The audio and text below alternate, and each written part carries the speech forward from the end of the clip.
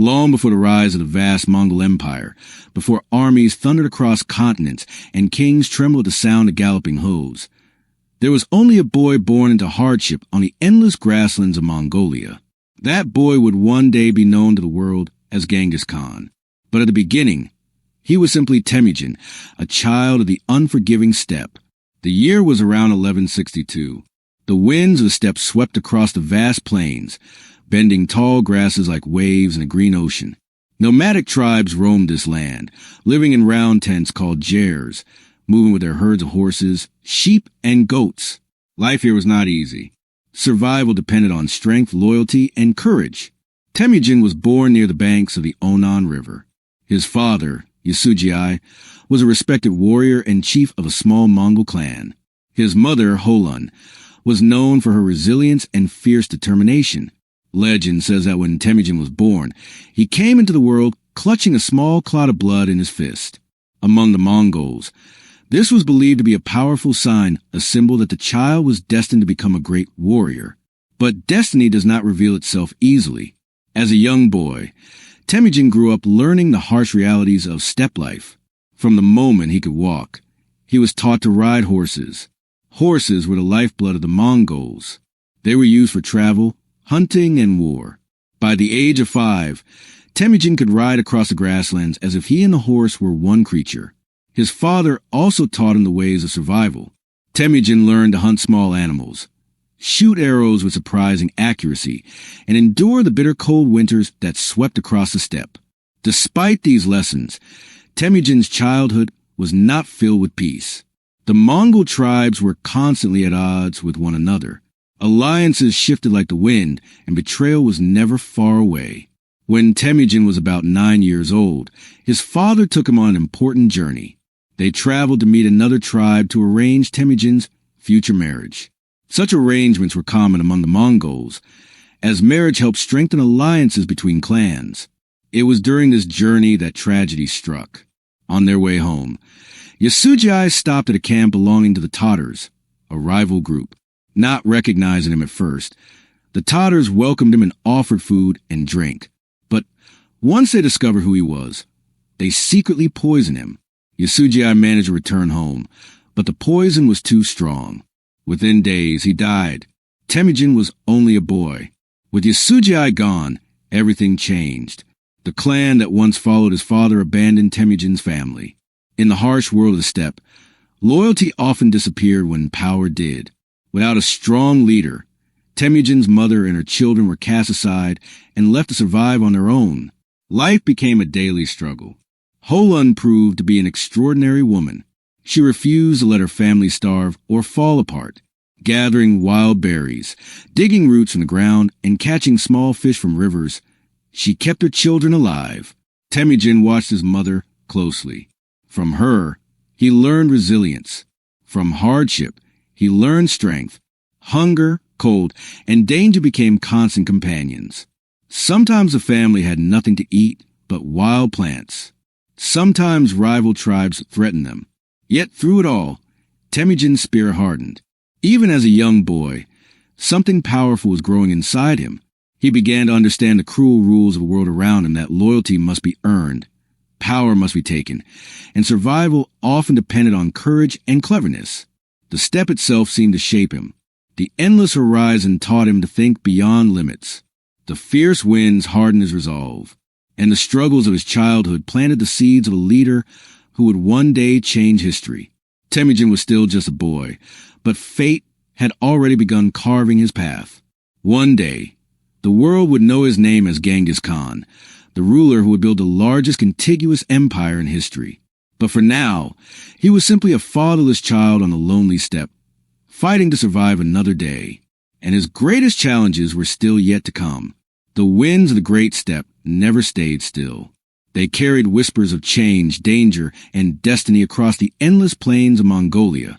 For young Temujin, the boy who would one day become Genghis Khan, life had already become a constant struggle for survival. After the death of his father, Yasujii, Temujin's family was abandoned by their own clan. The people who once rode beside his father in battle turned their backs on his widow and children. In the harsh world of the steppe, Power meant protection, and without a powerful leader, even family could be cast aside.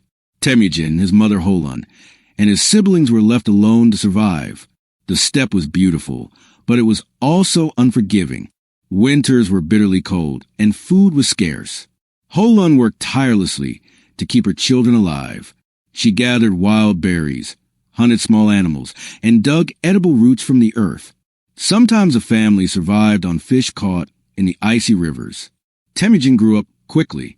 Childhood games were replaced with the harsh lessons of survival. Hunger followed him everywhere, and danger lurked behind every hill. But hunger was not the only threat. As Temujin grew older, tensions within his own family began to rise. Food was scarce, and every mouth to feed mattered. His half-brother, Bektor, often used his age and strength to dominate the others, taking food and asserting control over the family. For Temujin, this was more than a family dispute. It was a question of survival and leadership. One day, the tension reached its breaking point. Temujin and his younger brother, Kasar, made a decision that would forever change their lives. Armed with bows and arrows, they confronted Bektor on the open steppe. The wind blew through the tall grass as the brothers took aim. In that moment, Temujin crossed a line from childhood into something darker and more determined. Their arrows flew. Bektor fell.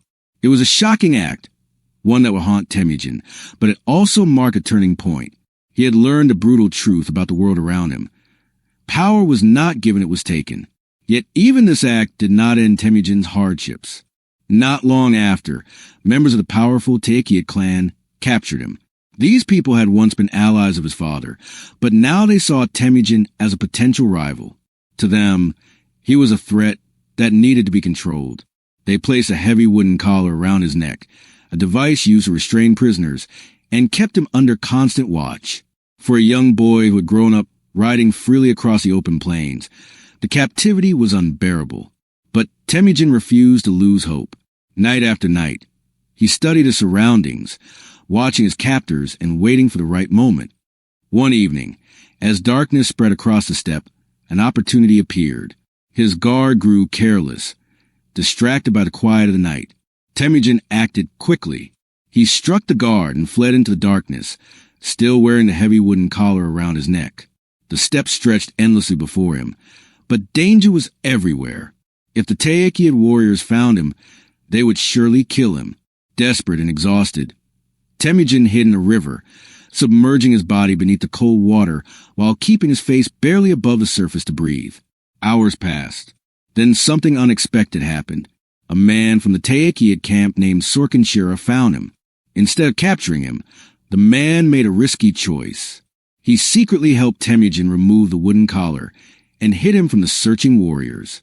This act of kindness saved Temujin's life. It was also a lesson he would never forget. From that moment on, Temujin understood something powerful. Loyalty did not always come from blood or tribe. True loyalty came from trust, respect, and shared purpose. In the years that followed, Temujin slowly began to gather allies. Men who admired his courage and determination started to follow him. Among them was his childhood friend Jamuka, who at the time swore a sacred brotherhood with him. Together, they dreamed of a future where the scattered Mongol tribes could unite. For now, Temujin was still a young man struggling to survive in a dangerous world.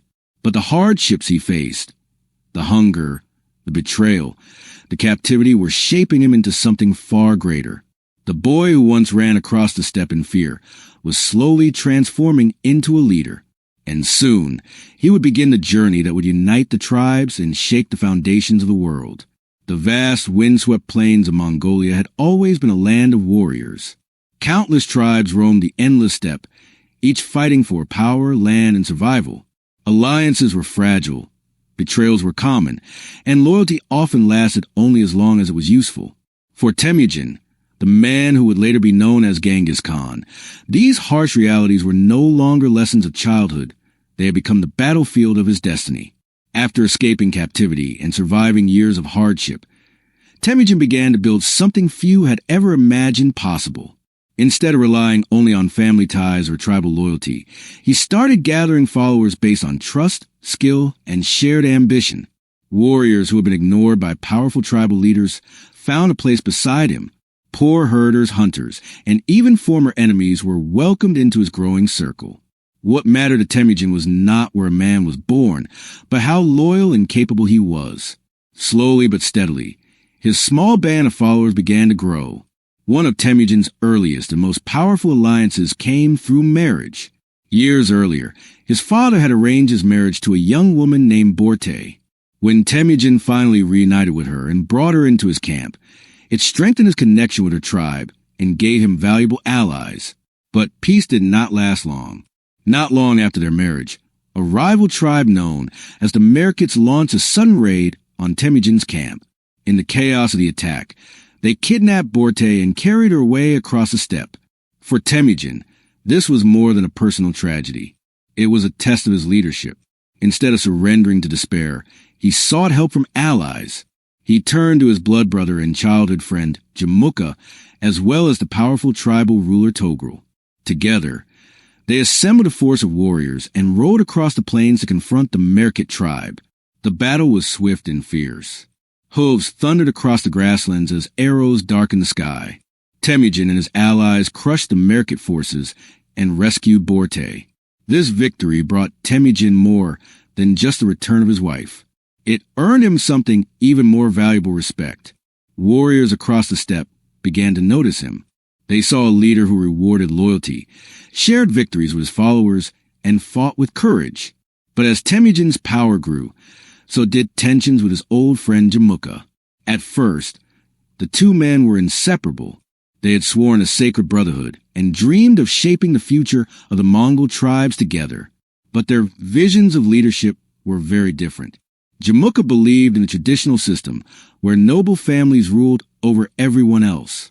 Temujin, however, believed that leadership should be earned through merit and loyalty. This difference slowly drove a wedge between them. Eventually, the friendship collapsed. Jamuka declared himself a rival leader and gathered tribes who supported the old ways of power. The Mongol steppe was once again divided. The conflict between the two former brothers would become one of the most important struggles in Mongol history. Battle after battle erupted across the plains. Tribes were forced to choose sides. Some followed Jamuka, clinging to ancient traditions. Others joined Temujin, inspired by his vision of unity and opportunity. Temujin proved to be more than just a skilled warrior. He was a brilliant strategist. He reorganized his army in a completely new way. Instead of grouping warriors by tribe, he mixed them together into units based on numbers and discipline. This prevented tribal rivalries from weakening his forces and created a powerful sense of unity. Under Temujin's leadership, loyalty to the leader became stronger than loyalty to tribe or bloodline. Gradually, his influence spread across the steppe. Tribe after tribe either joined him willingly or fell before his armies. His reputation as a fair but ruthless leader continued to grow. Finally, in the year 1206, the tribes gathered for a great council known as a Kurultai. Leaders from across the steppe came together to decide the future of their people. At this historic gathering, Temujin was given a new title, one that would echo across history. He was declared Genghis Khan, meaning universal ruler. For the first time in history, the scattered Mongol tribes were united under a single leader. The boy who had once hunted for roots and fished to survive had now become the ruler of the steppe. But Genghis Khan's ambitions did not stop at uniting the Mongols. Beyond the horizon lay powerful kingdoms, wealthy cities, and vast empires that had never faced the fury of the steppe. And soon, the world would learn to fear the thunder of the Mongol horsemen. The winds of the steppe carried a new name across the vast plains of Mongolia. That name was Genghis Khan. After uniting the Mongol tribes in 1206, Genghis Khan stood as the undisputed ruler of the steppe. The scattered clans that had once fought endlessly among themselves were now bound together under a single banner. For the first time in generations, the Mongols were no longer divided. But unity brought a new question: what would they do with their power? The steppe could not easily support a massive army. The harsh land provided limited resources, and the growing Mongol nation needed wealth, trade, and new opportunities. Genghis Khan understood this clearly. His gaze turned beyond the horizon. To the south lay the wealthy lands of northern China, ruled by the powerful Jin dynasty. Their cities were filled with riches, strong walls, and armies that believed themselves untouchable. But they had never faced warriors like the Mongols. Genghis Khan's army moved like a storm across the land. Mongol warriors were masters of horseback, riding, and archery. Each soldier could shoot arrows with deadly accuracy, while riding at full speed. Their mobility made them nearly impossible to catch. Unlike traditional armies that moved slowly with heavy equipment, the Mongols traveled light and fast. Each warrior often rode several horses, switching between them to keep their mounts fresh during long journeys. Their tactics were just as powerful as their speed. They used deception, surprise attacks, and strategic retreats to confuse their enemies. Sometimes Mongol forces would pretend to flee, luring opposing armies into traps before suddenly turning around to strike. Cities that resisted faced terrifying consequences. One by one, fortresses that once seemed invincible fell before Genghis Khan's forces. Mongol engineers learned to use siege weapons, such as catapults and battering rams, allowing them to break through massive city walls. The world began to realize that a new power had risen. But Genghis Khan's ambition stretched even further west. Far beyond the deserts and mountains lay a vast empire known as the Khwarezmian Empire. This empire controlled important trade routes and wealthy cities across Central Asia. At first, Genghis Khan did not seek war with them. Instead, he sent merchants and diplomats to establish peaceful trade relations. But a terrible mistake changed everything. The ruler of the Khwarezmian Empire, Muhammad II of Khwarezm, suspected the Mongol traders of being spies. In a brutal decision, he ordered them executed. When Genghis Khan heard this news, he was furious. He sent ambassadors demanding justice for the murdered traders. But the Shah made an even greater mistake. He had the Mongol ambassadors killed as well. For Genghis Khan, this was an unforgivable insult. In 1219, he unleashed one of the most devastating military campaigns in history. The Mongol army surged westward like a tidal wave. Cities across Central Asia fell one after another. Great trading centers such as Samarkand and Bokhara were captured by Mongol forces. The speed and coordination of the Mongol armies stunned their enemies. Multiple Mongol forces attacked from different directions, surrounding cities and cutting off escape routes. Stories of their victories spread quickly across continents. Kingdoms and empires that had once seemed powerful now trembled at the thought of Mongol invasion. Genghis Khan himself led many of these campaigns, riding across deserts, mountains, and rivers with relentless determination. His leadership style was strict but effective. Loyalty was rewarded with wealth and status. Betrayal was punished swiftly and harshly. His laws, known as the Yasa, created discipline within his vast army and empire. Yet despite the fear he inspired, Genghis Khan also encouraged trade and communication across the territories he conquered. Roads became safer under Mongol control, and merchants could travel long distances across Asia. His empire was growing at an astonishing rate. Within just a few decades, the Mongols had conquered territories stretching from northern China to the heart of Central Asia. The once isolated tribes of the steppe had transformed into the most powerful military force the world had ever seen. But even the greatest conquerors cannot escape time. As the Mongol Empire expanded across continents, Genghis Khan was growing older. The campaigns had made him a legend, but they had also taken their toll. Soon, the great conqueror would face his final journey, and the legacy he left behind would reshape the world forever. By the early 13th century, the world had begun to change under the thunder of Mongol hooves. The man once known as Temujin had risen from hardship and betrayal to become Genghis Khan, ruler of an empire unlike anything the world had ever seen. From the wind-swept plains of Mongolia to the wealthy cities of Central Asia and northern China, the Mongol banners flew high. Kingdoms that had once seemed powerful had fallen, and trade routes that crossed vast deserts were now controlled by a single empire. Yet even the greatest conqueror could not escape the passage of time. By the 1220s, Genghis Khan was no longer the young warrior who had fought for survival on the steppe. Years of campaigns across mountains, deserts, and endless plains had hardened him, but they had also aged him. Still, his mind remained sharp, and his ambition had not faded. Even in his later years, he continued to lead campaigns. One of his final military efforts was against the Western Xia, a kingdom that had once been forced to submit to Mongol rule, but later rebelled. Genghis Khan believed that rebellion must never go unpunished, or would weaken the unity of his empire. So once again, the Mongol armies marched. The campaign was relentless. Mongol warriors swept across the land, laying siege to cities and forcing the Western Xia rulers into desperate resistance. But by this time, Genghis Khan's health was beginning to decline.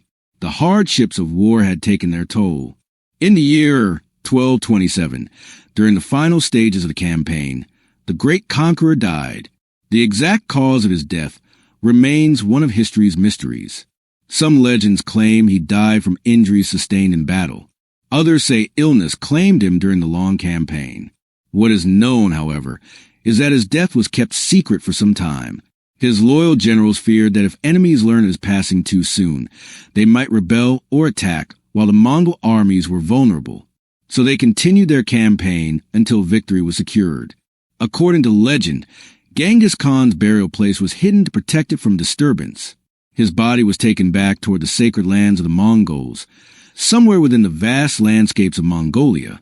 To this day, historians are not certain where his final resting place lies. But even in death, Genghis Khan's influence did not fade. Before he died, he had already prepared for the future of his empire. Instead of leaving everything to one ruler, he divided his vast territories among his sons and trusted family members. This ensured that the Mongol Empire would remain strong and continue expanding.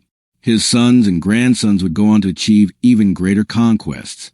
One of his grandsons, Kublai Khan, would eventually conquer all of China and establish the Yuan dynasty.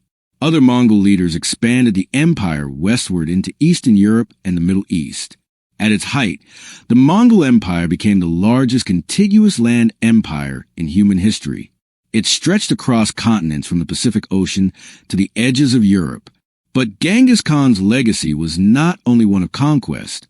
Under Mongol rule, trade routes such as the famous Silk Road became safer than they had been in centuries. Merchants, travelers, and scholars could move across vast distances under protection of Mongol authority. Ideas, technologies, and culture spread more rapidly than ever before. Paper, gunpowder, new medical knowledge, and many other innovations traveled along these routes, connecting distant parts of the world in ways that had never happened before.